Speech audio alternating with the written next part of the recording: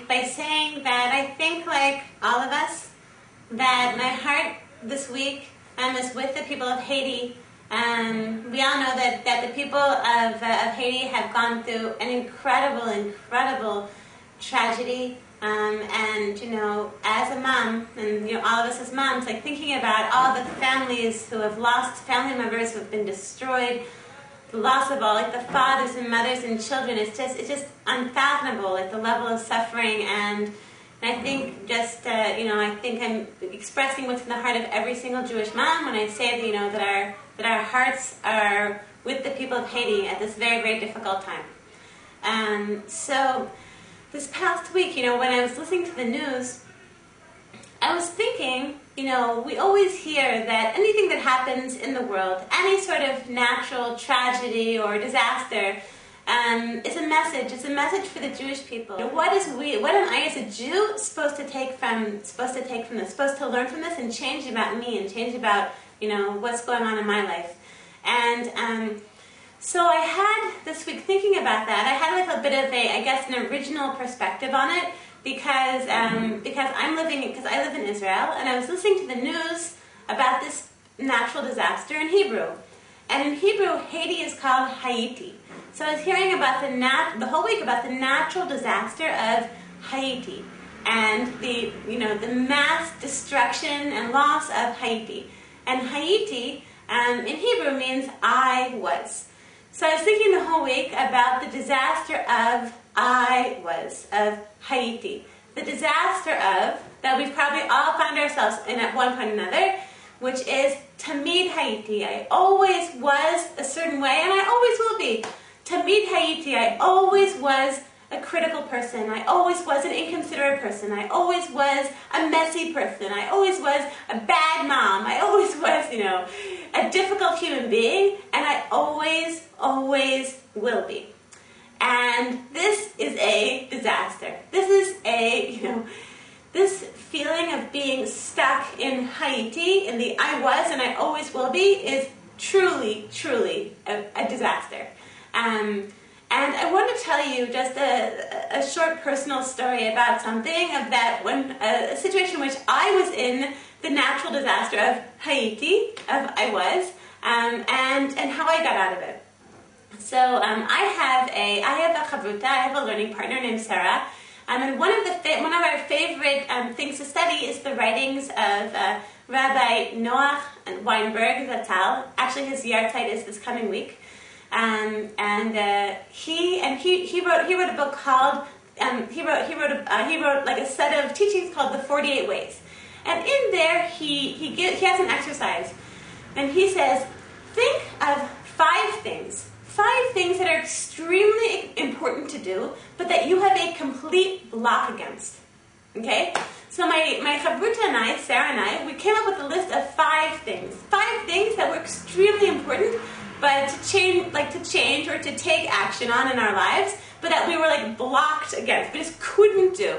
So my list included finally going in to get a general checkup at the doctor, something that I hadn't done in quite a few years. But what? Like, I'm going to get a babysitter. I'm going to go. I'm going to make the appointment.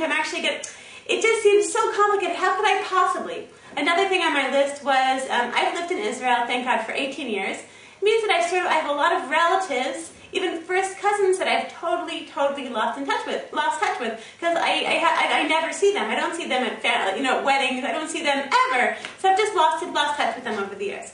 So, but what? Like, I'm gonna be in touch with them. It's so embarrassing. And so something I had to that I had a block against was getting in touch with these relatives and finding a way to finally, after all these years, sort of find a way to somehow connect with them. And the third thing was that I have always been a disorganized person.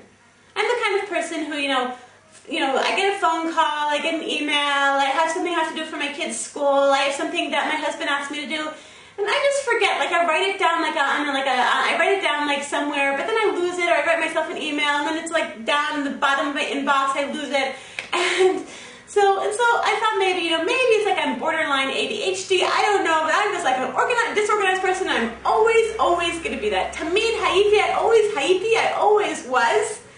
I always will be. So Rabbi Weinberg says something interesting. He says, put a price on your block. Okay? So how much would somebody have to pay you to do this thing that you absolutely, completely, totally cannot do? Okay. So I went through and I put a price. How much someone would have to pay me to set up that appointment for the checkup and actually, find the babysitter and figure it out and actually do it. So I said, okay, someone would have to pay me $30,000 to do that. Okay, what about getting in touch with my cousins? Like I would have to write, first of all, I had to find their emails. I'd have to, write up something to send them. It's like I'd have to probably, waste a morning, writing up, a letter to my cousins. And so I said, okay, how much would someone have to pay me? I said, okay, $40,000. Someone had to pay me $40,000, but then I would do it. Then I would actually, take care of it. I would actually, take the morning and write a letter and get the emails and take care of it.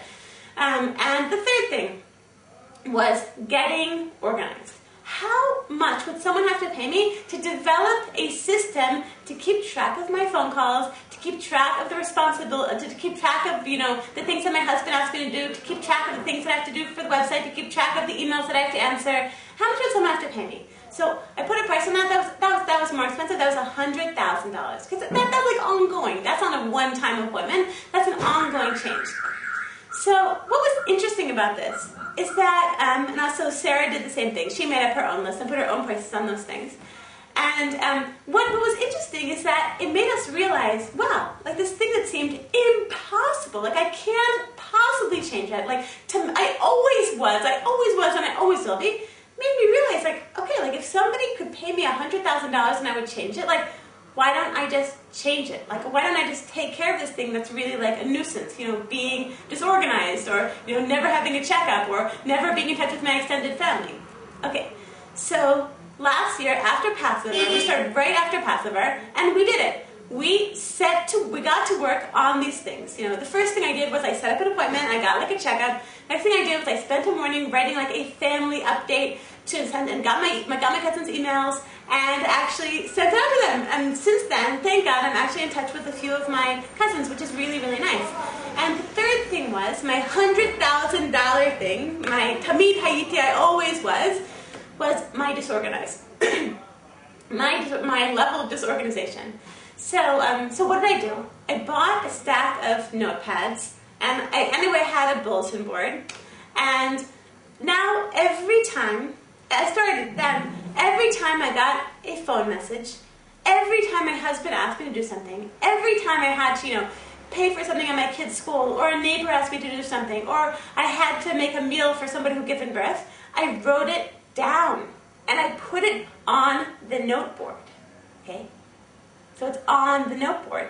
And every day after I eat lunch, I spend 5 minutes looking at the list and thinking, what can I do today during those 5 minutes? Can I set up a doctor's appointment for my 4-year-old? Can I